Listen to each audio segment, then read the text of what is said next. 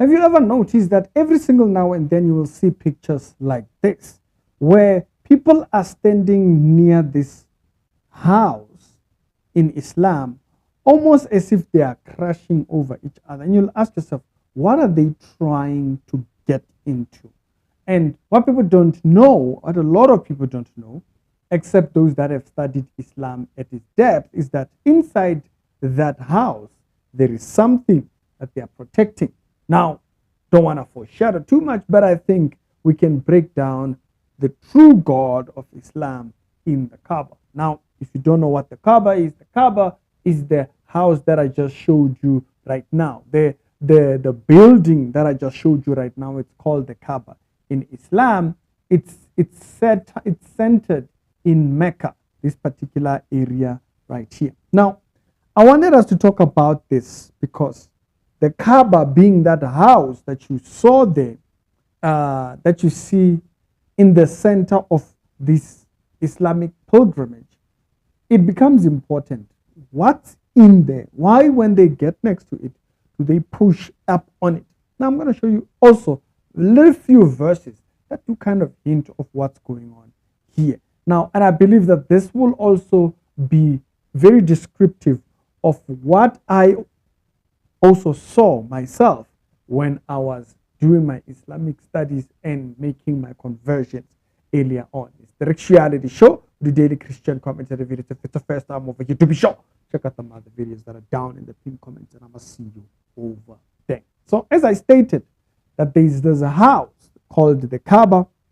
It's very famous in Islam. People go to make pilgrimage to it in Mecca every single year. As a matter of fact, in Islam, they say you should at least go to Mecca once in your lifetime. And when they go over there, you will notice there is this moment when they are doing their prayers where they round the Kaaba. The Kaaba, remember, is that black house that you're seeing there. And they always lean to it. Actually, if you were to get close to the pictures that you see of people in this area, they lean in onto it. They lean to try and touch it and so forth and all. And so it creates this idea or this question. Does this show you or give you a hint of the God of Islam? Does it? Because there are some things that for me give answers to what people believe or what we have believed. Now, I showed you a picture that you might have not noted a little bit earlier on, which is this corner right here. Why did they put this man to guard a corner? Now, maybe they are guarding the four corners because one of these corners has this thing here. This here, it's a small little hole that allows one to be in contact. You will not believe this if you are not a Muslim. With what is known, and it's not a new thing, it's been there. You can even see pictures from way back of people standing next to that corner. So this idea of this corner at the Kaaba, it's not a new thing. As a matter of fact, I did see there's even a famous picture of the prince going up to that very same corner where they have this thing. This thing that you are seeing here, it's a black stone. Now, what's the teaching or theology around the black stone? They believe that the black stone takes away sin. They believe the black stone takes away sin. So that's why a Muslim is recommended to go to the Kaaba or to Mecca once, at least in their lifetime. The rich ones, of course, they'll go every year and so forth. But the reason why you see them almost when they are there, when they make this pilgrimage, the reason why you see them all pressed up to it is because they believe the stone that's housed inside is capable of taking away sin. Now, the Bible does warn about this type of things or this type of beliefs of the ideas of what you see about the Kaaba. But when it warns, because people have their own ideas, it might cause them to, just be dismissive or dismiss the entire thing. For example, if you go down to 1 Kings chapter number 11, it speaks about, for they have forsaken me, to worship Ashtoreth, the god of the Sidon. And so basically it talks about these other gods that are just strange, weird, they are statues in their forms and all that kind of stuff. So the Bible describes the people of Jerusalem and the tribes of Israel departing from God to worshiping something else that is represented in other nations. That's the thing to take away from that verse there.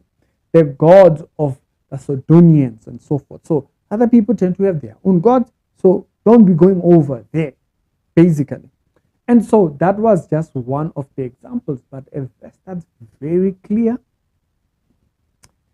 it's Acts chapter number 19. Acts chapter number 19, it says, but when they realized that he was a Jew, they shouted, 2 hours, say, the great Artemis of the Ephesians, finally, the city clerk quietened the crowd and declared, ye men, or you men of Ephesus, doesn't everyone know that the city of Ephesus is a guardian of the temple of the god of the great Artemis? So that's the god of this particular city.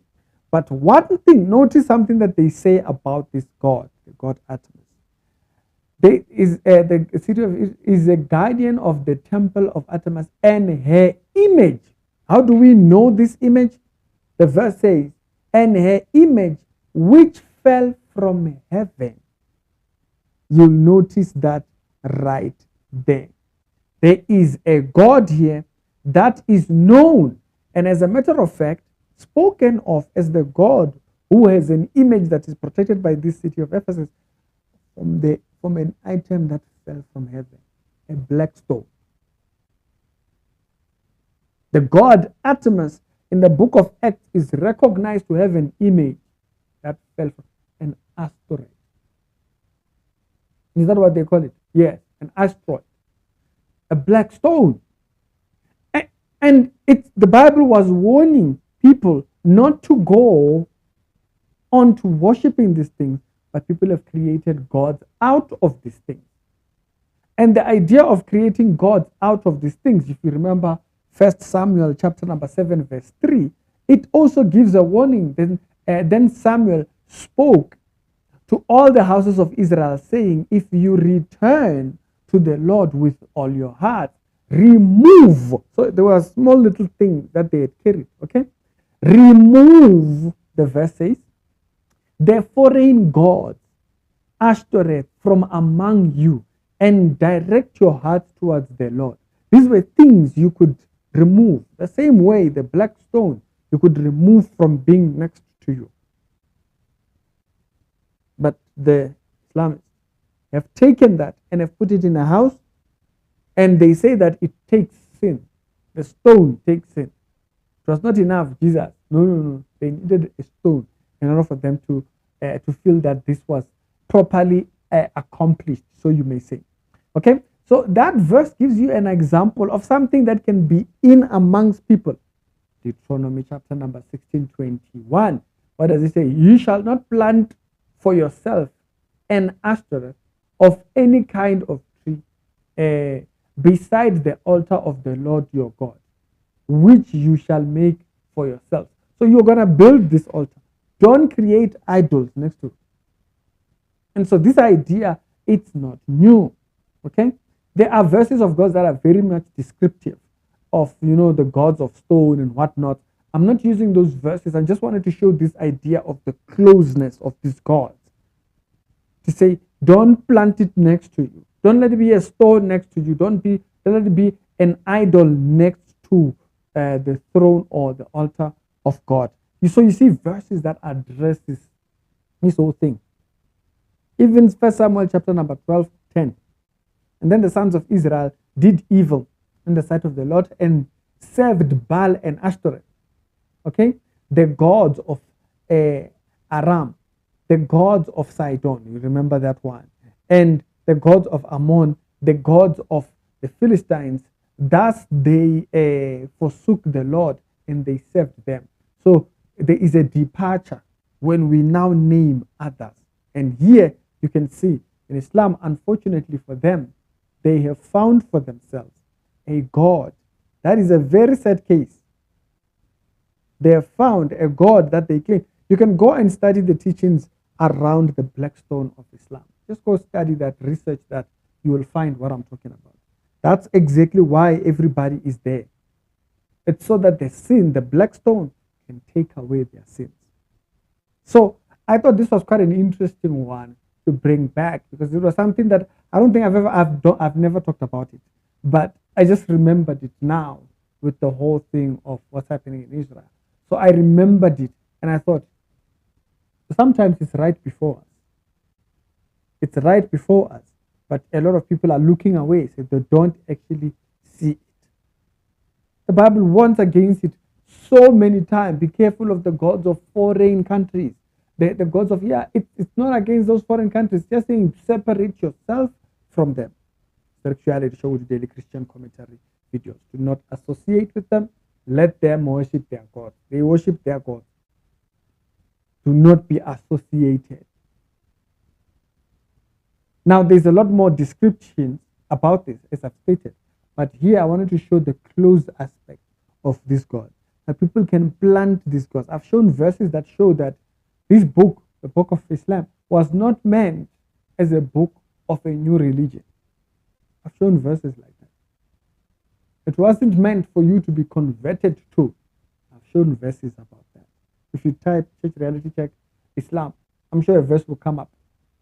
Or Quran, a verse will come up that shows that. Okay? It wasn't something for you to convert to, but it has become something for someone to convert to. But unfortunately, people don't even know. It was only a translation of what the Jews and Christians have, according to its original text. It's tricky. Let's get done with foreign gods.